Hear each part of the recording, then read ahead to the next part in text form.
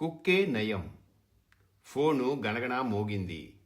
జ్యోతి పరుగు పరుగున ఫోన్ దగ్గరికి వెళ్ళింది. ఆమె మనసు చాలా ఆందోళనగా ఉంది. నమస్కారమండి, అట్నుంచి ఎవరిదో గొంతు. నమస్కారం, చెప్పండి, జ్యోతి బదులిచ్చింది. మీరు కుక్క తప్పిపోయిందని పేపర్లో ప్రకటన ఇచ్చారు కదా. అవునండి. మీకు కనపడిందా? ఎక్కడ కనపడింది? మీరు ఎవరు? ఎక్కడ ఉంటారు? మీ దగ్గర ఉందా? మేము ఎలా రావాలి? అది లేకపోతే ఇంట్లో ఎవ్వరికీ తిండి తిప్పలేవు. ప్లీజ్, ఎక్కడ ఉన్నారో చెప్పండి, ఇప్పుడే బయలుదేరి వచ్చేస్తాం, ఇంచుమించు ఏడుపు గొంతుతో ఆదుర్దాగా అడిగింది జ్యోతి. మేము వృద్ధాశ్రమం నుండి మాట్లాడుతున్నామండి.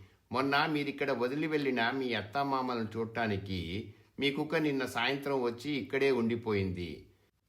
ఎంత అదిలించినా వాళ్లను వదిలి కదలటం లేదు. జ్యోతికి ఏం మాట్లాడాలో అర్థం కాలేదు.